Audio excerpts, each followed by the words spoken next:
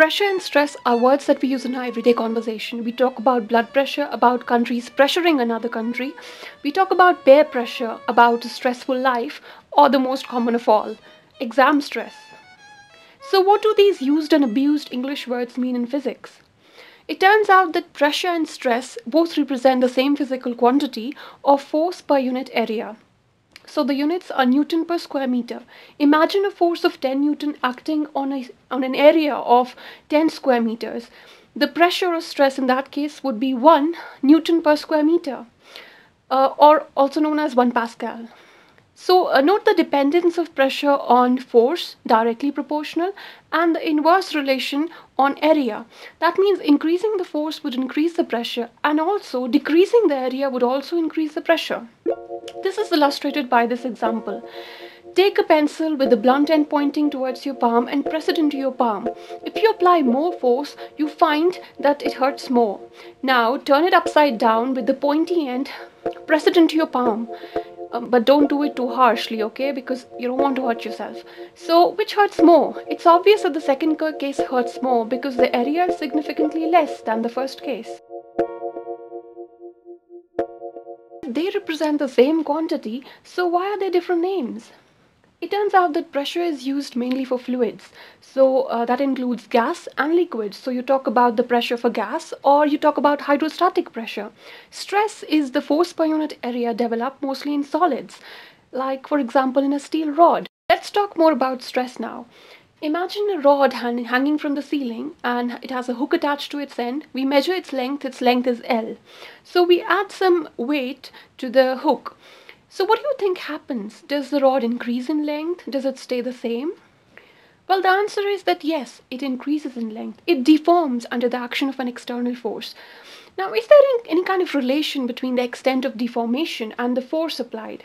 Turns out there is. Robert Hooke was the first person to explain. He found that the force was directly proportional to the deformation. So double the force produced double the deformation. So if we introduce the constant of proportionality k, that would be F is equal to k delta L, or k would be equal to F divided by delta L. If delta L is taken as one unit deformation, then k is nothing but F. So k is the force required to produce a unit deformation in the substance or in the object.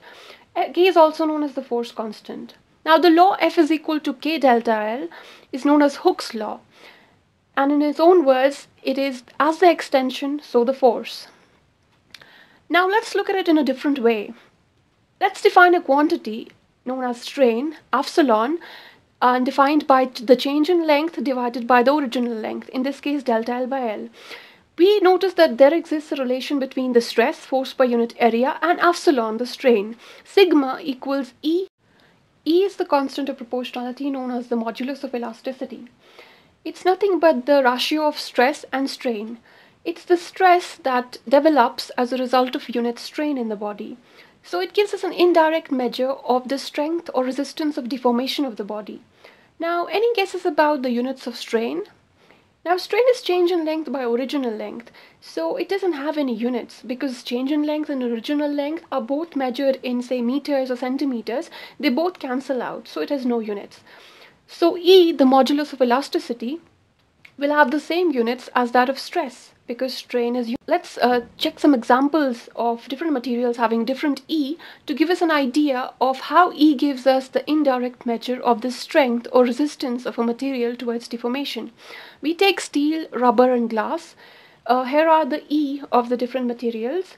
We notice that for a unit strain, the stress developed in steel is very large as compared to, say, rubber.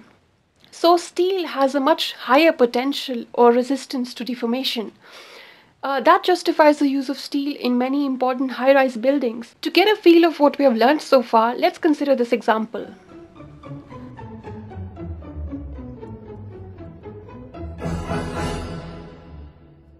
A man is trying to pull water out of the well. The mass of the water in the bucket along with the bucket is given as 20 kg, the dia of the rope is given as 30 mm, and the breaking strength, the stress developed when the rope breaks, is given as 250 kN per square meter. Now the question is, will the rope break or will it not break under the stresses that are produced due to the weight of the bucket and the water in it? Let's look at the bucket close up.